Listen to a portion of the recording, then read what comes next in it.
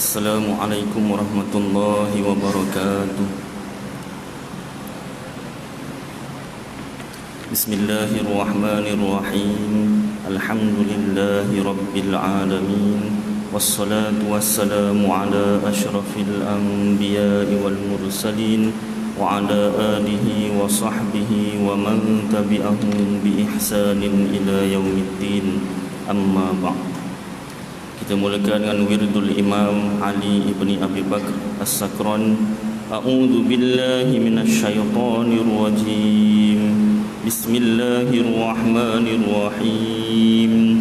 Allahumma inni ihtattu bidarbillah tuluhu ma sya'allah kufluhu la ilaha illallah babuhu Muhammadur Rasulullah sallallahu alaihi wasallam saqafuhu la hawla wa la quwwata illa billah al-aliyyil azim ahata bina min bismillahir rahmanir rahim alhamdulillahi rabbil alamin ar-rahmanir rahim maliki yaumiddin iyyaka na'budu wa iyyaka nasta'in ihdinas siratal mustaqim siratal ladzina an'amta 'alaihim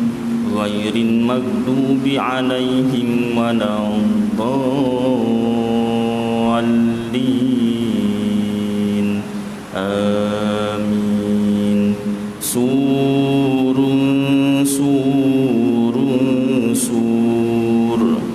Allahu la ilaha illa huwal hayyul qayyum la ta'khudhuhu sinatun wa la nawm lahu ma fis samawati wa ma fil ard man dhal ladzi yashfa'u indahu illa bi idhnihi يعلم ما بين أيديهم وما خلفهم ولا يحيطون بشيء من علمه إلا بما شاء وسع كرسيه السماوات والأرض ولا يؤوده حفظهما وهو العلي العظيم.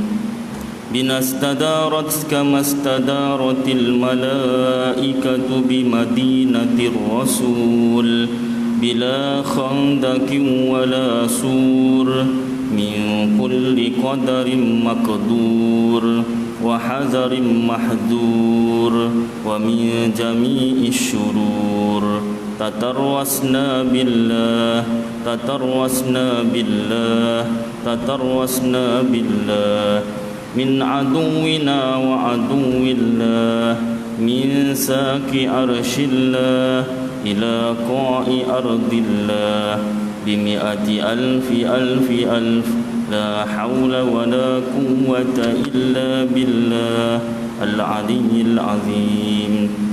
عزيمته لا تنشق بمئة ألف ألف ألف لا حول ولا قوة إلا بالله العلي العظيم.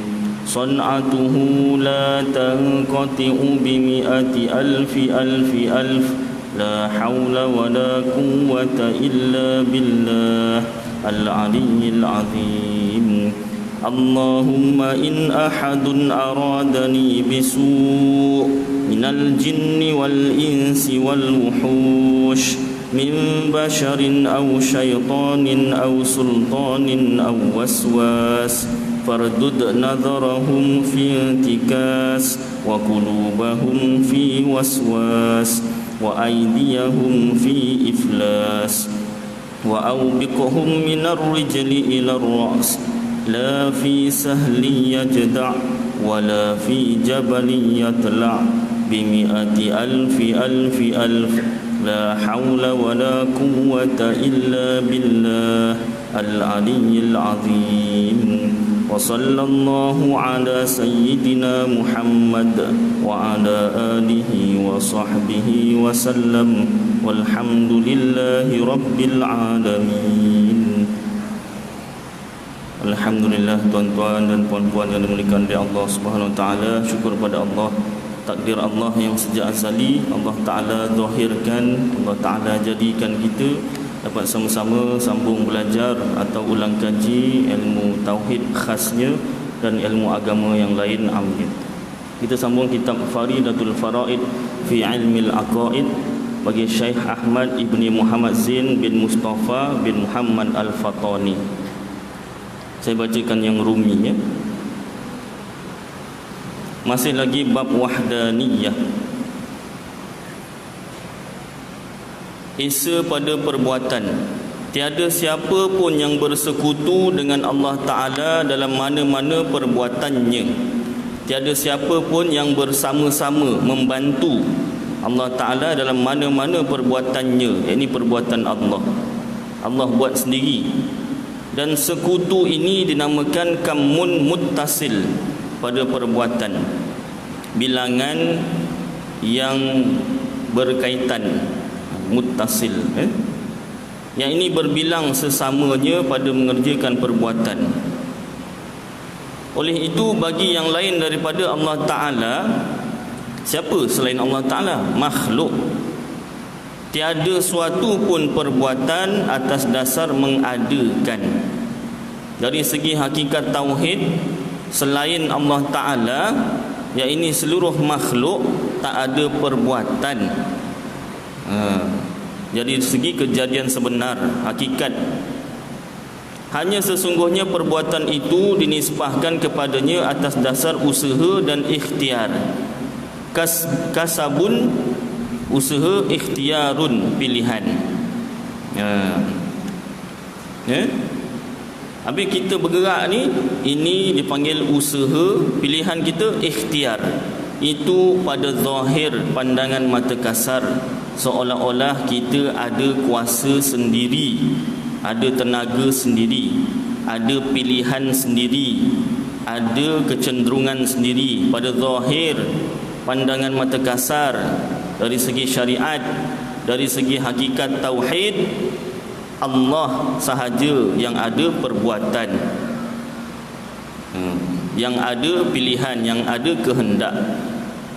Baik, diterangkan pada nota kaki situ, katanya dinisbahkan kepadanya atas dasar usaha dan ikhtiar.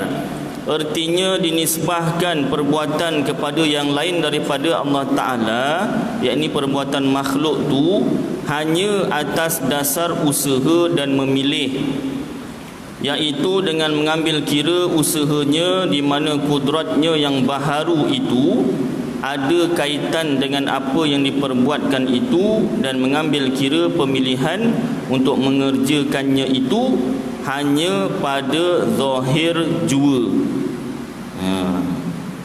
Usaha kita bergerak dan sebagainya, itu pada zahir. Pilihan kita nak buat baik atau nak buat jahat, itu pada zahir, pandangan mata kasar syariat. Menafikan perbuatan selain daripada Allah Ta'ala itu adalah untuk menolak pendapat Mu'tazilah. Mu'tazilah cakap apa? Apa fahaman Mu'tazilah? Mu'tazilah mengatakan bahawa hamba itu, makhluk itu, yang menjadikan segala perbuatan dirinya yang ikhtiari, yang sengaja, seperti makan dan berjalan. Fahaman Mu'tazilah, bukan Ahlus Sunnah wal Jamaah. Kena tahu juga. Ya tak? Disebut ini fahaman Mu'tazilah. Mu'tazilah tu betul salah Ustaz? Salah. Kena sebut juga. Ingatkan Ahlus Sunnah betul, Mu'tazilah betul, Wahabi betul, apa betul. Saya kena sebut. Kalau tak sebut ni betul, ni salah, orang confuse. Ya tak? Jadi yang betul Ahlus Sunnah wal Jamaah. Apa dalil? Hadis Rasulullah sallallahu alaihi wasallam, umatku akan pecah 73 golongan. Semua masuk neraka kecuali satu, iaitu aku dan sahabat-sahabatku di atasnya. syarah hadis oleh para ulama, siapa dia golongan yang selamat ini? Ahlus sunnah wal jamaah. Maka tahun 2020 ini, zaman sekarang ni, dah ramai ajaran sesat yang mengaku Ahlus sunnah wal jamaah. Maka oleh Jabatan Agama Islam Johor ditambahkan lagi Ahlus sunnah wal jamaah al-Asy'ariyah wal Maturidiyah. Setakat ni ajaran sesat masih lagi mengaku sampai tahap dia mengaku dia Ahlus sunnah wal jamaah. Dia belum mengaku lagi al-Asy'ariyah wal Maturidiyah. Kenapa? Sebab kalau dia mengaku Ahlus sunnah wal jamaah, Ahlus sunnah tu apa? Ahli as-sunnah tu apa? Hadis-hadis Rasulullah. Wal jamaah, jamaah tu sahabat. Ada ajaran sesat kata saya ikut Rasulullah, saya ikut sahabat. Tapi dia sesat. Kenapa? Sebab dia tak ikut ulama. Al-Asy'ariyah tu maksudnya apa? Pengikut-pengikut Imam Abul Hasan Al-Asy'ari. Al-Maturidiyah pengikut-pengikut Imam Abu Mansur Al-Maturidi. Kenapa kena ikut ulama, ustaz? Kenapa tak ikut Rasulullah dan sahabat sahaja? Senang je jawapannya. Saya nak tanya balik. Jawapannya tanya balik. Saya nak tanya, awak tanya kenapa kena ikut ulama? Baik, saya nak tanya, awak ni jumpa Rasulullah tak? Tak jumpa, ustaz. Saya baru tahun 80-an 70-an baru lahir, contoh kan. Saya sendiri 85. Jumpa sahabat tak? Tak jumpa lah, ustaz. Habis tu nak tahu ajaran Rasulullah, nak tahu ajaran sahabat tu macam mana? Kalau tak daripada kitab-kitab para ulama, macam mana? Kita doa lah supaya mimpi Rasulullah, mimpi sahabat. Dah mimpi Rasulullah belum? Belum lah, ustaz. Ustaz pun belum kan? Memanglah belum. Tapi adakah macam tu caranya? Memanglah bagus kita doa supaya mimpi Rasulullah. Tapi sebelum mimpi Rasulullah tu, macam mana nak tahu ajaran Rasulullah dan sahabat? Entahlah, ustaz. Malah, ustaz, saya mahu tahu dah hal pula. Contohlah buat dialog lah kan. Jadi caranya tak lain tak bukan kitab para ulama. Ini kitab Melayu, ustaz kata ni Syekh Ahmad bin Muhammad Zain, bukannya Imam Abu Hasan Al-Asy'ari. Ya, saya tanya awak balik lah, awak jumpa tak Imam Abu Hasan Al-Asy'ari? Taklah, tahu pun. Jadi kitab ini walaupun Syekh Ahmad bin Muhammad Zain bin Mustafa Al-Fatani yang buat, yang karang, kitab Melayu pula tu dia ambilan dari kitab-kitab Arab. Orang macam tu baik kita belajar kitab Arab. Boleh, insya-Allah. Faham tak bahasa Arab? Tak payahkan kitab bahasa Arab. Saya tanya, manis muka. Ustaz ni jangan puji-puji saya. Puji apa? Manis muka. Man ismuka, siapa nama kau? Oh, ingat manis muka, ustaz puji saya lah. Bahasa Arab tu pun tak tahu macam mana kita Arab. Tapi kalau nak semak betul kitab Melayu ni sama tak dengan kitab Arab, silakan. Itu usaha yang murni, niat baik, ya tak? Nak menyusur galurkan kitab Melayu ini sama tak dengan kitab Arab, silakan. Contoh kitab-kitab Arab, kitab Tauhid, kitab Tahqiqul Maqam alal Kifayatil Awam, kitab Tuhfatul Murid, kitab Jauharatul Tauhid, banyak lagi kitab-kitab bahasa Arab. Kitab-kitab bahasa Arab tu pun ulama-ulama bukan Imam Abu Hasan Al-Asy'ari yang karang, ulama-ulama kemudian. Dan kitab-kitab Arab tu pula bersamaan isinya dengan kitab-kitab Imam Abu Hasan Al-Asy'ari dan Imam Abu Mansur Al-Maturidi. Itulah caranya kita nak tahu ajaran sebenar Rasulullah sallallahu alaihi wasallam dan para sahabat. Itu sebab kalau ada yang nak menegur saya, dipersilakan, tapi tolong tegur dengan kitab juga. Seperti mana jemaah kita ni kan yang belajar daripada Singapura tu kan. Beliau tak nak disebut lagi namanya. Saya suka sebut nama pasal dia orang yang belajar. Tahun 80-an dia dah mula belajar, saya belum lahir lagi. Saya tak sebut nama lah, dah banyak kali sebut kan, kenal kan. Ni pun dia pinjamkan lagi ni kitab tafsir Nurul Ihsan juzuk 3 dengan juzuk 4. Kemarin dia pinjamkan juzuk 1. Baik, nanti saya bacakan sikit ya. Kalau sempat saya bacakan tafsir Suratul Mulk sikit. Dia ada kaitan juga dengan tauhid. Baik. Jadi cara nak tahu ajaran sebenar Rasulullah sallallahu alaihi wasallam dan sahabat, kitab. Baik. Kalau ada yang berlainan daripada kitab, itu kemungkinan besar. Saya tak kata memang salah, tidak, kemungkinan besar boleh tersalah daripada Ahlus Sunnah wal Jamaah. Baik. Jadi Mu'tazilah cakap apa? Mu'tazilah ni ajaran sesat. Dia bukan Ahlus Sunnah wal Jamaah. Ahlus Sunnah wal Jamaah ajaran yang betul. Mu'tazilah cakap apa? Dia kata bahawa hamba itu, makhluk itu yang menjadikan segala perbuatan dirinya yang ikhtiari, yang sengaja, seperti makan dan berjalan. Perbuatan yang tak sengaja, contohnya degupan jantung. Mana kita sengaja? Hari ni aku nak degup jantung 100 kali je lah. Mana pun tak ada. Dan kelipan mata. Hari ni tak nak kelip banyak-banyak lah, bazir tenaga. 1000 kali kelip sudah lah. Mana benda tu tak terkira pun, tak tersengaja. Jadi Mu'tazilah kata yang tak sengaja ni, contohnya kelipan mata dan degupan jantung, itu Allah yang jadikan, Allah yang gerakkan, bukan kita. Bukti kita pun tak tahu berapa bilangan kelipan mata dan berapa bilangan degupan jantung kita setiap hari. Jauh kata sepanjang hidup, wah lagilah 1 hari je tak tahu. Itu Allah yang jadikan. Tapi perbuatan yang sengaja, contoh kita makan, berjalan, itu kita yang buat. Ini fahaman Mu'tazilah. Ini fahaman Mu'tazilah. Hati-hati. Hati-hati. Ini fahaman yang salah. Manakala menyabitkan usaha, menetapkan, menyabitkan tu menetapkan. Sabit ni bahasa Arab, bukan sabit bahasa Melayu. Sabit bahasa Melayu potong rumput. Manakala menyabitkan usaha, menetapkan usaha bagi hamba pula, makhluk pula, adalah untuk menolak pendapat Jabariyah. Jabariyah ni fahaman sesat juga, bukan Ahlus Sunnah. Apa Jabariyah cakap? Fahaman Jabariyah mengatakan bahawa tiada sekali-kali bagi hamba itu usaha pada zahir dan batin. Makhluk ni macam bulu yang terbang di awang-awangan, tak ada usaha dan tak ada ikhtiar, tak ada perbuatan dan tak ada pilihan langsung. Jadi dia kata macam tu supaya apa? Supaya nak menafikan zahir syariat.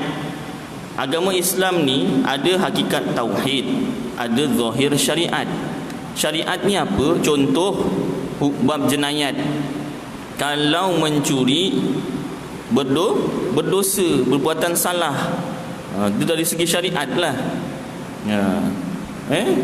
Mencuri berdosa, berzina berdosa, meninggalkan sembahyang berdosa. Tidak menuntut ilmu pun berdosa juga, berdosa besar, berdosa kecil. Tak sembahyang Jumaat, tak sembahyang berdosa besar juga. Ada sebab, tengoklah sebabnya macam mana. Ni tak boleh sebut sangat ni. Baik. Jadi Jabariyah kata makhluk ni pada zahir pun tak ada usaha, pada zahir pun tak ada pilihan. Maknanya dia kata macam tu Jabariyah kata maknanya kalau satu orang mencuri itu Allah yang jadikan, jadi taklah berdosa. Kan Allah yang gerakkan. Tak. Siapa kata ya, itu fahaman Jabariyah tu. Jangan kata ya. Pernah berlaku zaman Rasulullah SAW, satu orang sahabat telah mencuri. Sahabat mencuri ustaz? Sahabat pun ada yang berzina. Habis Rasulullah kata suruh ikut Rasulullah dan sahabat. Takkan nak kita ikut sahabat kena mencuri juga? Ikut dari segi apa? Ikut tu dari segi apa? Ikut dari segi apa? Dari segi tauhid, akidah. Sahabat dari segi akidah tak ada yang salah. Dari segi syariat ada, yang buat dosa ada, yang mencuri ada, sahabat yang mencuri ada, sahabat yang berzina ada. Bukan disuruh ikut yang tu. Tu sebab hadis kena rujuk syarah hadis. Rujuk syarah hadis. Jadi hadis yang Rasulullah suruh ikut, Rasulullah dan juga sahabat-sahabat ikut dari segi tauhid. Dari segi tauhid Rasulullah tu dari segi tauhid betul, dari segi syariat pun betul. Kenapa? Sebab Rasul tu maksum, terpelihara daripada dosa. Dosa besar tak buat, perkara haram tak buat, makruh tak buat, khilaful aula pun tak buat. Baik. Jadi apa nama ni? Sahabat tadi ada satu ketika pernah mencuri. Masa tu khalifahnya ialah Sayyidina Umar radhiyallahu an. Khalifah dapat tangkap. Bila tangkap, orang tangkaplah, dibawa kepada khalifah Sayyidina Umar. Sayyidina Umar tanya, "Kenapa engkau mencuri? Kenapa engkau mencuri?" Ini dari segi hukum syariat.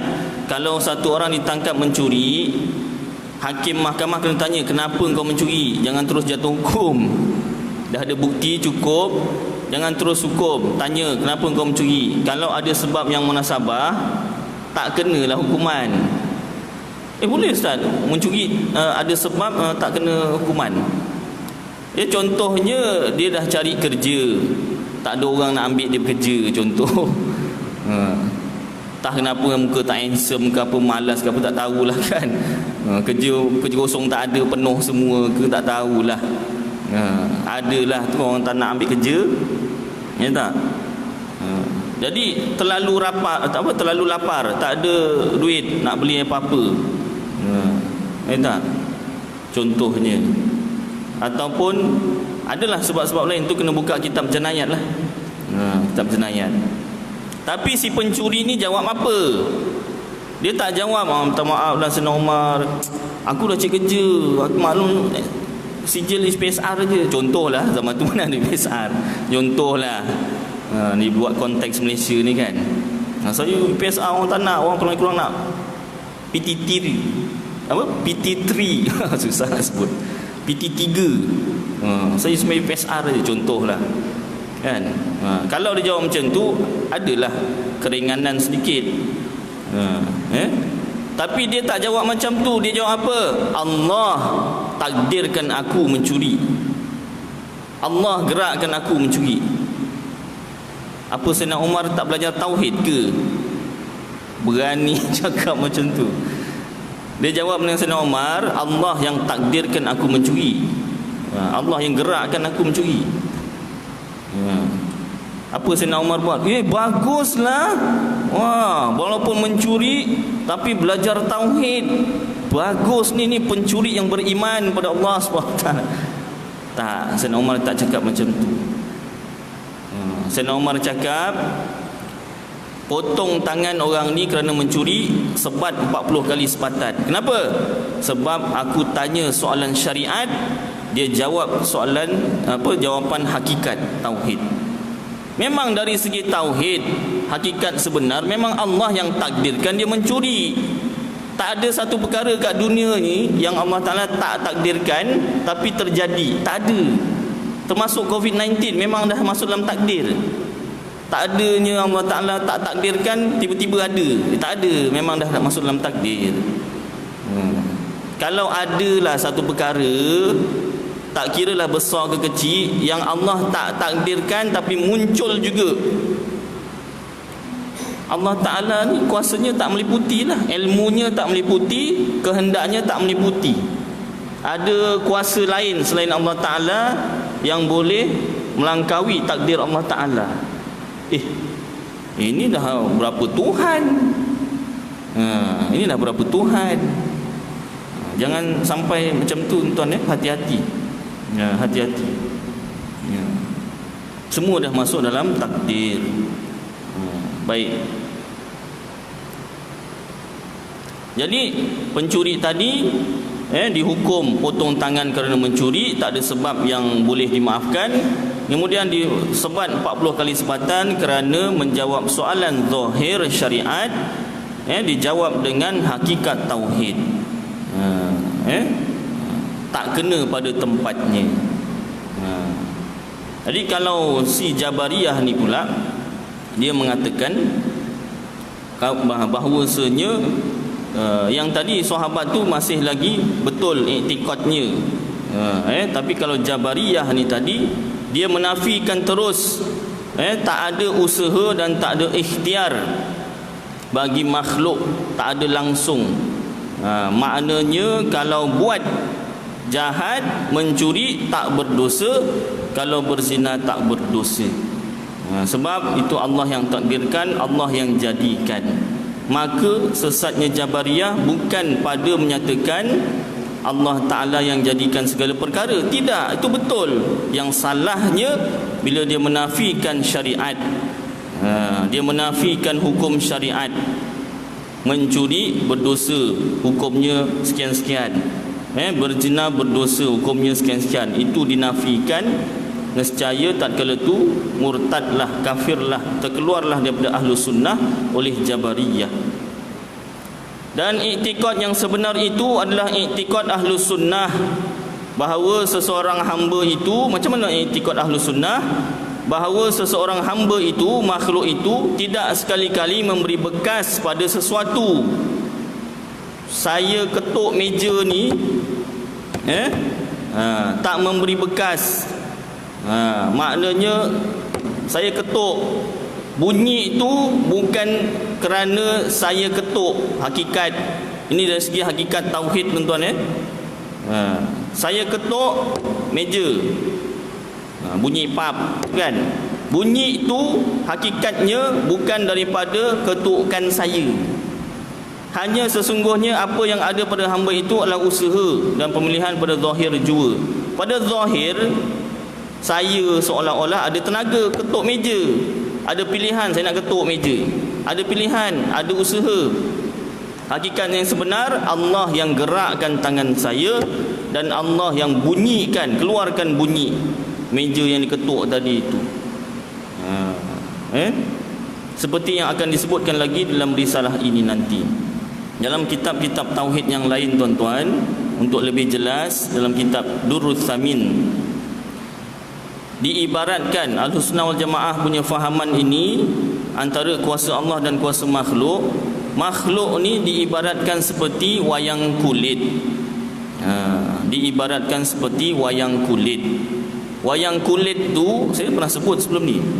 Wayang kulit tu kalau tengok skrin depan dia, seolah-olah ada watak baik dan jahat tu, seolah-olah patung tu ada kuasa sendiri, ada suara sendiri, ada kehendak sendiri. Yang antagonis dengan protagonis. Apa pula tu Ustaz? Itu dalam bidang sastra. Antagonis tu jahat, protagonis tu baik. Dia mesti ada dua, watak baik, watak jahat. Kalau watak baik je semua tak jadi cerita. Tak best ceritanya. Mesti ada watak jahat baru best. Kalau tengok belakang, yang bergerak tu tadi patung. Yang gerakkan patung siapa? Tok Dalang. Suara Tok Dalang. Habis yang nak buat jahat, Tok Dalang tu yang nak buat jahat tu.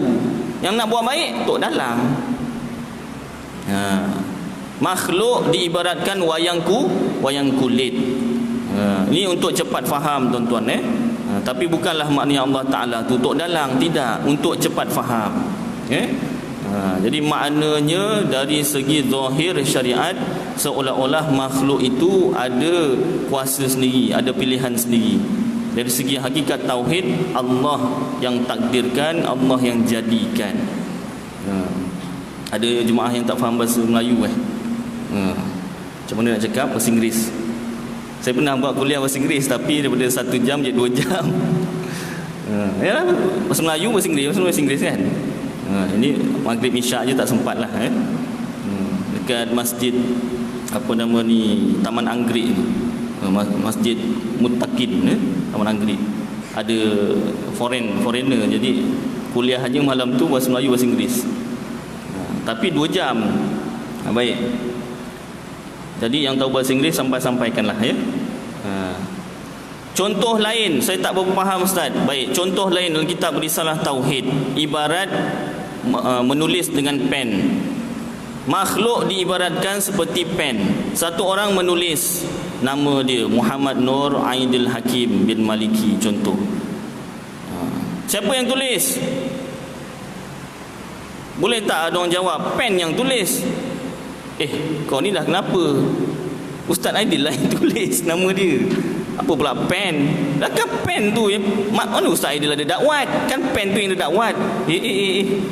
Kalau ada yang jawab macam tu, kita boleh kata ni ada masalah budak ni.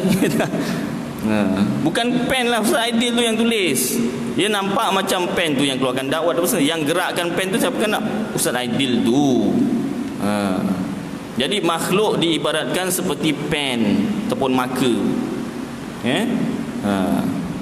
Bukanlah Allah Ta'ala tu diibarat Ustaz Aidil. Tidak, Ustaz Aidil diibaratkan Allah Ta'ala. Tidak, nak cepat faham. Pada zahir pandangan mata kasar, seolah-olah kita yang gerak ni, kita yang pilih nak buat baik, buat jahat. Hakikat sebenar Allah yang tentukan satu orang nak buat baik atau buat jahat. Allah yang gerakkan nak buat baik atau buat jahat. Satu orang tu buat baik atau buat jahat. Tak memfaham Ustaz? Contoh lagi dalam kitab Tauhid yang lain, seperti gerak cincin dengan gerak jari. Tak?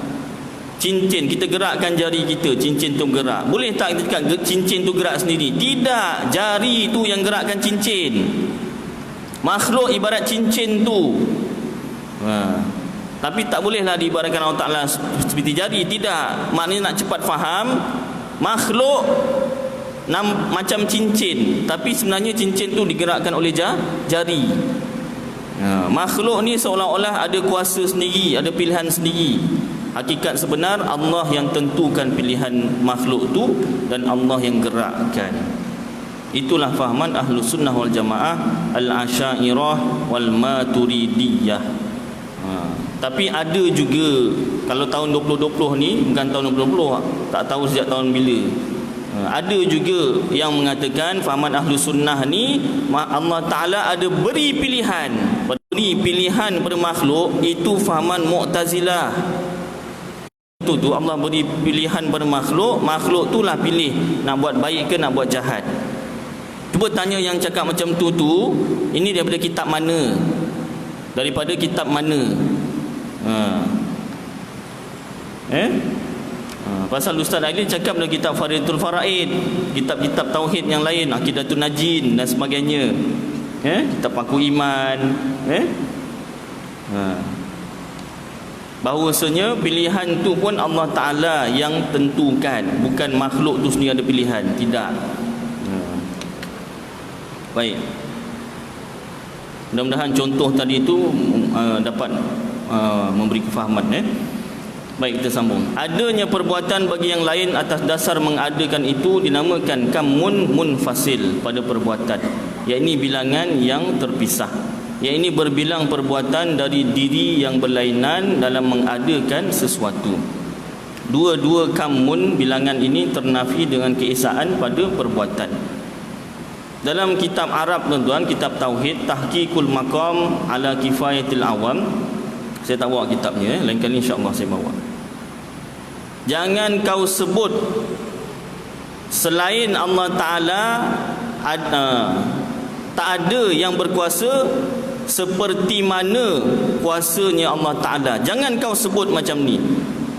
Jangan sebut macam mana? Jangan kau sebut tak ada selain Allah Ta'ala, tak ada yang sama perbuatannya dengan perbuatan Allah. Ini pun jangan kau cakap. Kenapa? Kalau kau cakap selain Allah Ta'ala ataupun makhluk ni perbuatan dia tak sama, kuasanya tak sama dengan Allah Ta'ala, maknanya selain Allah Ta'ala tu ada yang ada kuasa, cuma tak sama je dengan kuasa Allah. Jangan kau cakap macam ni, jangan kau iktikad macam ni. Kenapa? Sebab yang berkuasa hanya Allah Ta'ala. Sikit je salah cakap tuan-tuan, tersalah akidah kita, terkeluar daripada Ahlus Sunnah wal Jamaah. Na'udzubillah min dzalik. Kenapa takut sangat ustaz keluar daripada Ahlus Sunnah wal Jamaah? Tak faham lagi. Bila disebut terkeluar daripada Ahlus Sunnah wal Jamaah, terkeluar daripada Islam. Na'udzubillah min dzalik.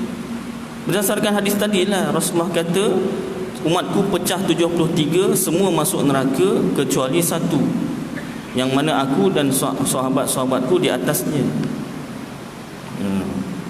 Ni yang kata Mu'tazilah, Jabariyah ni 72 fahaman yang sesat tu, itu dia mengaku dia Islam, tuan-tuan.